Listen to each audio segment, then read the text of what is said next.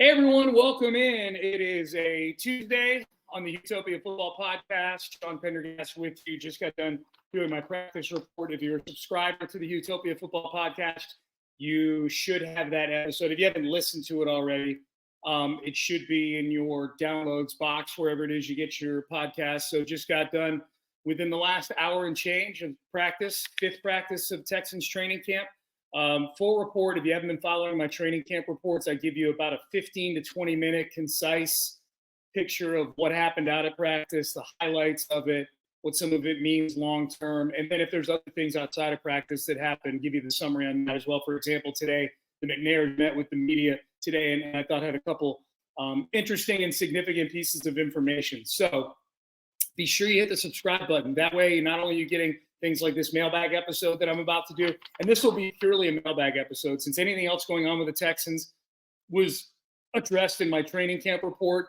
This is my chance to answer the questions that you guys have because you've been so kind to email me at houmailbag@gmail.com, houmailbag@gmail.com. So if you haven't sent an email in, please do. I checked these on I gathered on Monday, maybe Sunday. So I know that there's probably been a lot of activity in the last couple of days. I might do a second mailbag episode this week if I have the time to do it.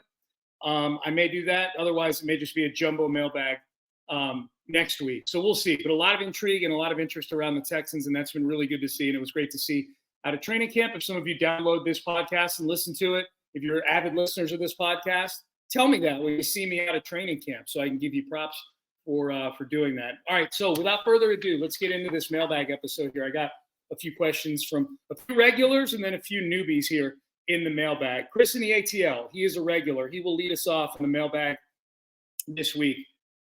Said, I think okay, we start off with an Astros question. Okay, so it's Texans training camp, but I'm going to get you going with an Astros question or an Astros email. He says, I think the unsung hero for the Astros turnaround is Jose Abreu. Since he last played a game for them, which was against the Giants on June 12th, and keep in mind this email is a little outdated. It's a few days old. But he said the Astros went on a 19-8 run, won 7 of 9 series they played, scored an average of 5.6 runs per game, and took a record of 32-38 at the time and improved to 50-46. I think they're 52-48 now. So this email was probably 4 games ago or whatever. They're still in first place over the Mariners. Chris says, no question this week for you. I just wanted to point that out and hope everyone recognizes what a terrible decision it was to keep him on the team. It turned out to be a terrible decision to sign him, and I was okay with them signing him at the time. The bad part of the Jose Abreu issue or the Jose Abreu situation was chasing and throwing good money after bad, figuratively speaking. That was the part where they're trying like crazy, hoping on 1% chance that he turns into something. And you're doing it in the middle, at that time, doing it in a season that was going on the toilet. So I don't think it's a coincidence at all that they experienced their extreme failure with Jose Abreu in the lineup and around the team, and that they've experienced extreme success when the dark cloud of Abreu, and I know everybody loves him, he's a great guy, but I can't imagine that his teammates were watching Joe Espada trot him out there every day, or nearly every day, and thinking that was fair to them. You know what I mean? They would never say that, but I'll say it for them. There's no way that they could have thought, like, you are sacrificing games by putting that guy out there. He was just, I mean, he was just bad. He was a donkey, man. There's no other way to put it. So Chris, thanks for pointing that out. No question, just pointing out that Jose Abreu was a shitty baseball player. Good email. Good email, Chris. All right. Tim Ryan. Hey, good enough for me to put it in the mailbag, I guess. Tim Ryan says, so I'm not on the JJ bandwagon, but I can think of an interesting scenario for his return. Okay, so JJ is JJ Watt here, for those who need that bit of info. If we had tight end issues, JJ has proven to have the hands to play the position, and I'm confident he could carry his load when a block is needed. I do feel like it might be odd for him to step in on, say, a week 10 game without a preseason, on week 10 without a preseason, a week 10 game without a preseason. But having him there in the preseason might be odd too, especially as an offensive player. He got open as a tight end when he was on defense. He's not coming back as a tight end. He got open on 3 specialty goal line plays that were designed for him. That's different than coming in and learning this entire system. I think that's the thing you're ignoring, Tim, is you're ignoring the fact that it's not going to happen. There's a minuscule chance he even comes back as a defensive end. And even when he does do that, I think he's coming in just as a situational guy. I don't think he's coming back to play 75 snaps a game. I think he feels like he's got probably 15 good snaps in it per game. And if they're on obvious passing downs, all of a sudden your pass rush becomes even more lethal than it already is. And from what I've seen at training camp, it's already going to be pretty good. That's the other thing. Like the need, it doesn't look like the Texans have a tremendous need at defensive end right now for a guy who's, I know it's J.J. Watt, but he's been gone for a year. But he's not coming back as a tight end. And I think, you can't ignore the fact that this is a really complex offense. And it does require blocking from its tight ends. Yeah, it's just not going to happen. I love the creativity. I love the thinking outside the box. I hate being the Grinch on something like this, but it's not going to happen. But I appreciate it. Keep emailing, Tim. I'm being serious. Keep emailing. I appreciate you. All right, Dario in Monterrey, Mexico. We're global, man. This podcast is just fucking global. Still a loyal listener, just didn't have the opportunity to write. Look at Dario apologizing right out of the chute for not writing, like we're pen pals or something. He says, I'm no expert researcher like my fellow emailer Joe Q. I love the shout out to Joe Q. But I'm pretty sure I remember seeing last season on Twitter that Will Anderson Jr. was one of the most double-team defensive linemen league-wide. If that is true, I believe Jonathan Grenard's successful season had much to do with that. So my question is, how much do you think having Danielle Hunter will impact or help Will Anderson the upcoming season? Muchas gracias, and keep up the good work. Regards from Monterrey, Mexico. Regards to you as well, Dario. I think Danielle Hunter is going to be a tremendous, tremendous help for Will Anderson and vice versa. They're going to have to pick their poison, man. And then you throw Danico Autry in there on the inside on pass rushing downs where you make him a defensive tackle. I think Danielle Hunter is going to help Will Anderson in a couple of ways. One, yes, Danielle Hunter is a better player than Jonathan Grenard. He just is. I'm very intrigued to see how Grenard does up in Minnesota. If Grenard was more a product of the way that D'Amico kind of deploys his defensive linemen and some of the attention that Will Anderson got. But Danielle Hunter's a better football player than Jonathan Grenard, who commands more attention. So defenses are going to have to pick their poison. I think where Danielle Hunter really helps Will Anderson is having a vet who's experienced the level of success that Will is trying to get to in that room with him and providing guidance to him. I think there's the help on the field, but I think there's the help off the field as well. I think it was a great signing. In 2 years, $50 million, and you're still getting Danielle Hunter in his prime. I mean, he's still considered an elite edge rusher. And Danielle Hunter, by the way, is super excited about how he's going to be used in this defense. So D'Amico's, all these Nicos and D'Amicos, Rico, Chico, and everybody else. D'Amico's defense, as Danielle Hunter pointed out this week, allows the defensive ends to just go. Just eat. Don't think too much. Don't read. I mean, not like don't read, hey, kids, don't read books. Don't sit there and read and react to the defense. Go get the quarterback. So I think it's going to be a great relationship with these two over the next 2 years. And then, we'll see what happens with Danielle Hunter after 2 years. He'll be in his early 30s at that point. Will Anderson will be 3 years in, so it'll be time. If Will turns into what we think he can turn into, it might turn into time to pay Will Anderson. So we'll see. But I think it's going to be great. It's going to be, to me, it's been one of the most fun parts of training camp so far, Dario, is watching those two defensive ends go against Blake Fisher and Titus Howard. And it hasn't been as much fun watching it from the Fisher and Howard side of things, but they're getting good work. Especially Blake Fisher is working as a rookie in practice against Will Anderson every day. There is nothing bad that can come out of that. Unless Blake Fisher is soft mentally, and then you made the wrong pick anyways. But I don't think he is. He's highly educated. He went to a great university, Blake Fisher, a nice parochial school up in northern Indiana. Hey, speaking of the Midwest, Brian in Iowa, I guess I was talking last time about the barbecue place that Amy and I stopped at in Iowa, and I couldn't remember the name of it. It was really good. It was named by Houston Livestock Show Rodeo as the cook-off winner multiple times back in like the late 2010s. Smokey D's is what it was. Brian and Iowa pointed that out. He said, if you're in Des Moines eating barbecue, it could have been Jethro's, since there are a few of those in the area. If it truly was good award-winning barbecue, you must have eaten at Smokey D's. Their burnt ends and ribs are absolute fun. Their ribs were great. I'm getting hungry thinking about it right now. Brian says, with that said, I got 2 questions for you today. Henry To'oTo'o got some hype going into last year. I haven't heard much this year on him. 1, do you think that's due to the starting 2 being solidified, or has he lost potential somehow? 2, is there another middle-of-the-pack player that you're looking forward to seeing at camp? Appreciate the daily camp coverage. No problem, O'Brien. I'll answer the first question.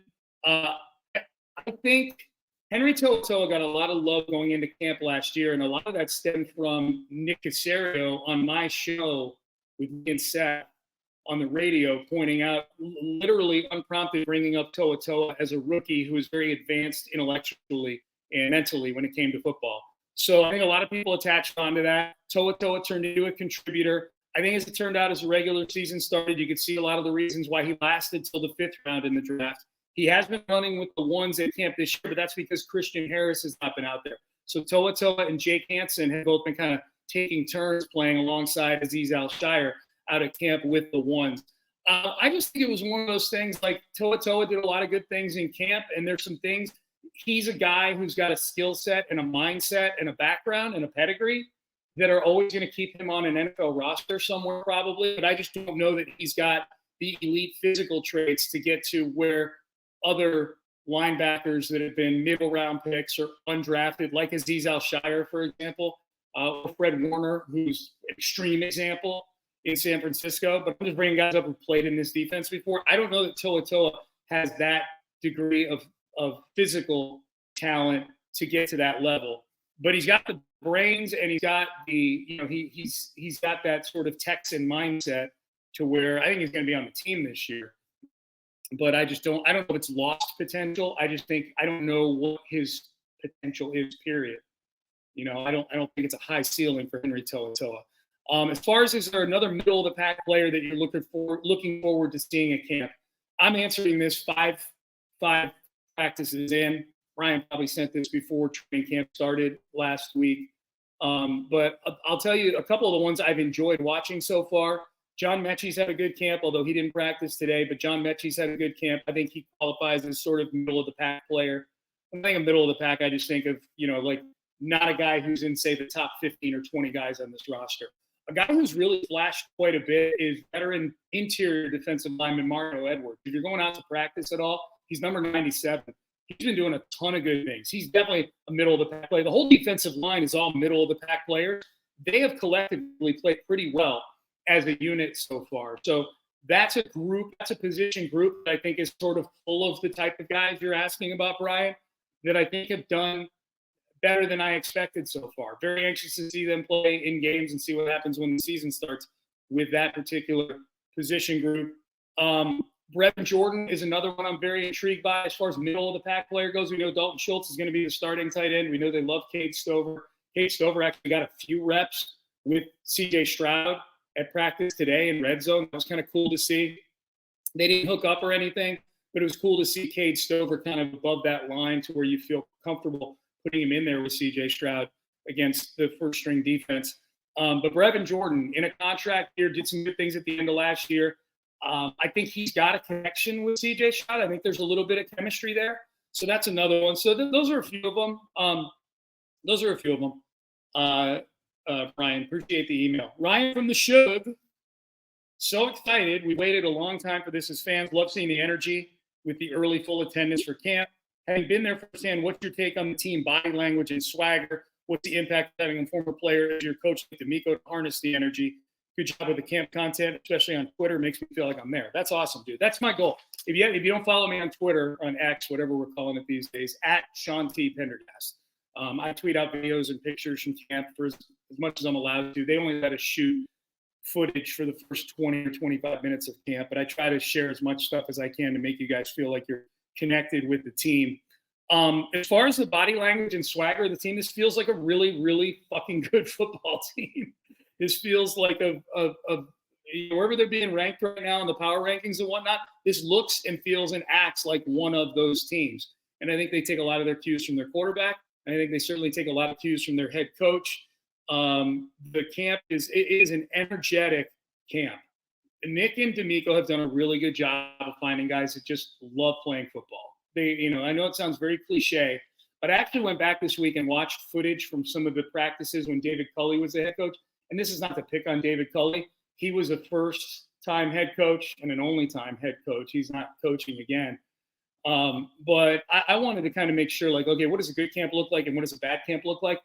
And I always thought Culley ran like pretty organized practices, but there wasn't even close to the juice that there is at as there is at a D'Amico Ryan's practice.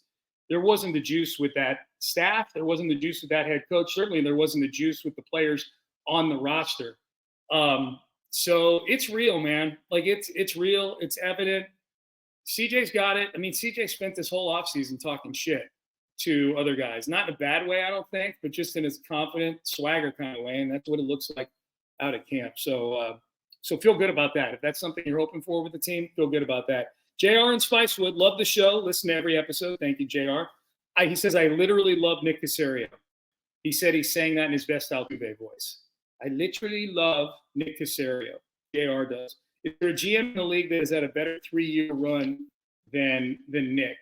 From the brilliant handling of the Watson trade, hiring D'Amico, the draft night miracle with CJ and Will, and this year's offseason additions, I can't think of a GM that's done more for their team in that span.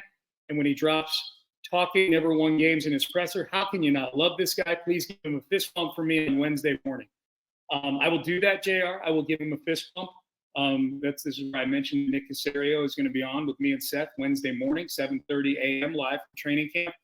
Has any GM had a better 3-year run than Nick Caserio recent? I mean, over the course of it, if it's specifically these 3 years, 22, 23, and 24, however you do it, 21 through 24, whatever we're talking about here, and probably not if the criteria is GM taking a team that was at the bottom of the worst shithole and then taking it to Super Bowl contention status. I don't think that's an over-exaggeration.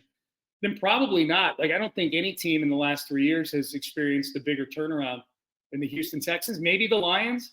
Brad Holmes was actually named GM of the year last year. So the Lions, they've had a pretty good run these 3 years. Look, the Kansas City Chiefs have won 2 Super Bowls in the last 3 years. 3 in the last 4, 3 in the last 5, but the last 2 Super Bowls. So it's hard to say that anybody's had a better run than Brett Veach, the GM of the Kansas City Chiefs. Even though I know Andy Reid makes a lot of the decisions there, I think almost by definition, if you're the GM of a team that won 2 Super Bowls in the last 2 years, they had the best 3 years of any GM. That's why I kind of categorize it. Are we talking rebuilding GMs? Are we talking GMs of playoff teams that are already up there? I think, if we're going back to 21, Les Snead was the GM of the Rams, F them picks. And now he's gone on to kind of using a lot of mid-round picks, kind of rebuild that team on the fly post Aaron Donald. I know they're not considered an elite contender or anything like that, but he too has had a Super Bowl in the last few. He was the last one to win a Super Bowl before the Chiefs started winning them again. So I think there's a few, but I don't know that any rebuilding GM has done a better job than Nick Caserio. And I think the tiebreaker is probably the Deshaun Watson trade. Because I think any GM that's rebuilding, and I'll use Holmes in Detroit as an example, it's you lose a lot, you gather a lot of picks, and then you hit on those picks, and it becomes a more enticing place for good free agents to come. You pick the right free agents, and now here you are. The Detroit one is impressive because they've been doing it with Jared Goff, like a rehabilitation of Jared Goff's career as the catalyst for it. So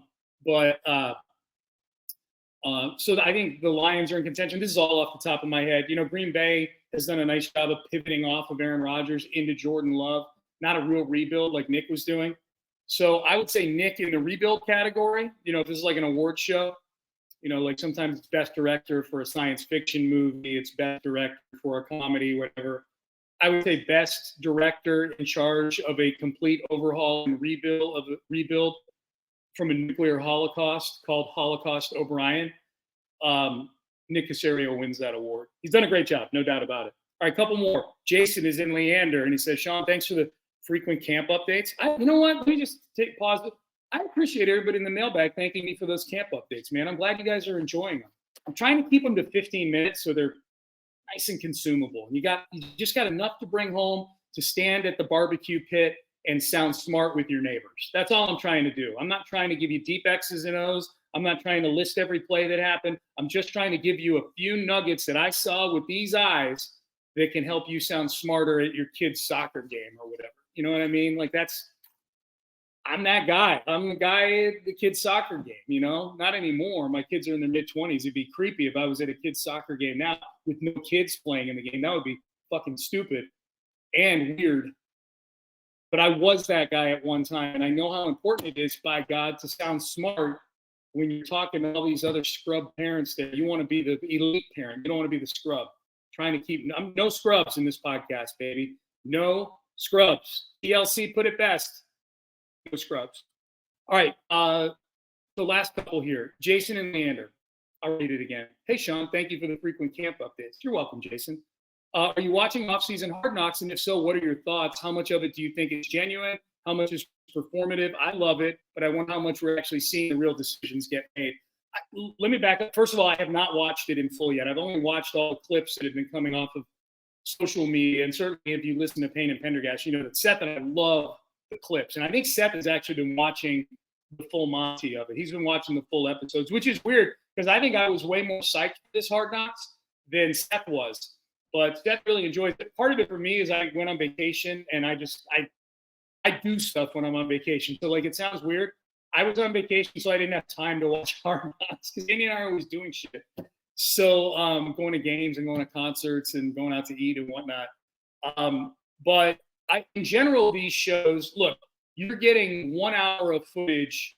You're getting a 1 hour condensed version of literally reams and reams and hours and days of footage. They're always going to whittle it down to be the most entertaining thing. Now, that said, it's hard for Joe Shane to avoid a lot of heat from this, just based on how he's come across. And when you consider that moving on from Saquon Barkley, I'll put it this way. John Mara, the owner of the Giants, clearly wanted to keep Saquon Barkley. Some of the funniest footage is Mara fearful that Saquon is going to be leaving. And then when he actually does leave, Mara, the shot of him walking down the hallway like a scorned little kid it's some of the funniest shit ever. It's so good. But if Saquon rushes for 1,400 yards this year and the Giants win 5 games, I mean, Joe Shane's gone. He's gone. He's history. So no, Jason, I haven't been watching it. I will. I've got that, and I've got Receiver that I still need to watch, the Netflix series. I watched the first episode of that, and I was like, I've seen some of the clips. The first episode was all George Kittle and Deebo Samuel and Amon-Ra St. Brown. I need that Devontae Adams footage, man. That's what I need. So maybe that's episode 2. All right, France from the North. How difficult could this year be for Henry To'oTo'o? So another To'oTo'o question to try and make an impact. Knowing fully he's behind Christian and Harrison Aziz at the linebacker position. I mean, it's going to be hard for To'oTo'o to get on the field. When they go with 3 linebackers, maybe he gets on the field. That's just how it goes. That's the life of a reserve. You wait your turn. You know who knows that? Aziz Al-Shire, who waited 4 years to become a starter. So, To'oTo'o, it's interesting. 2 To'oTo'o questions in the mailbag. Francis, do you think the removal of the drop tackle will be a quick adjustment for the players, or is that something that will plague teams throughout the season? They've run the numbers on this. You're talking about the hip drop tackle, France. They've run the numbers on this. I mean, there's like 20,000 plays in an NFL season, and there were like a couple hundred that would even fall in the category of having to look at it through the hip drop lens. So we are not talking about something that happens every other play. Some games it doesn't even happen in a game, something that would be called the hip drop.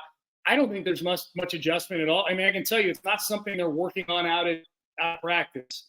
I think it's one of those things like any rule, you just got to deal with it. Will it curb guys doing that? Maybe a little bit. But they've beefed up the roughing the passer rules, and quarterbacks still get hit after the play's over. It's just one of those things. I don't think they're going to drill it or anything like that. I'm going to guess they look at a lot of film on it. They do that every year. Anything that's an emphasis, a rules emphasis thing, they have people from the rules committee and referees themselves come in and present to all the teams. and go through like these are the things we're looking at. And I guarantee the hip drop tackle will be one of them. But man, that game moves at a jillion miles an hour. Like it's really hard it's really hard to think, can't hip drop here. You just go put the guy down and you deal with the consequences. What would you consider an underrated barbecue joint in Houston that is often looked over? The barbecue places of choice for me, I was a big fan of Hickory Hollow when it was up there off Washington. I know there's still a Hickory Hollow location up on the northwest side of town. I love their ribs. I like Pappas Barbecue. There's one right near the stadium. They're all over town. I think Pappas Barbecue is really good. I don't know, like, is it considered a chain here? I mean, I know it's a local Houston family, but I think Pappas is really good. I think Good Barbecue is good. Pinkerton Barbecue is one that Amy and I go to. I think it's the Pit Room. There's one over on Richmond there. I'm pretty varied in my barbecue. I'm not very like parochial or strict. I don't have like a top 3 or anything like that. I'm a pretty easy person to please when it comes to barbecue. Damaris Barbecue is good as well. Yanni Damaris is a friend. Damaris Barbecue I like. So there's a lot of them for sure. So get on down here, France. France, if you get down here from the north, from Toronto sometime, let me know. We'll go eat some barbecue together. We'll pick a spot. All right. So there you go. HOUmailbag@gmail.com if you want to send some in. I'll go checking. I'm sure I've had some sent in since training camp started. And we'll get your training camp questions answered. Maybe another mailbag later this week. So we'll see about that. Send them in, and we'll go from there. We've got a practice report coming on Wednesday, Friday, and Saturday this week. And then we'll, like I said, we'll go from there. We'll head into the weekend and head into next week of training camp. Hall of Fame game is going to be here before we know it. Hall of Fame game a week from Thursday. We're 9 days away from football involving the Texans. How great is that?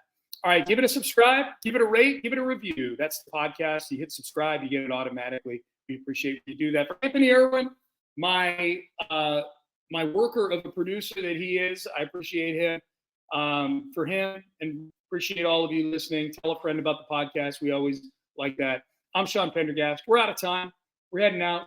See you guys for a practice report on Wednesday, Friday, Saturday this week. Until then, have a great day. Keep enjoying all this Texans training camp coverage. See ya.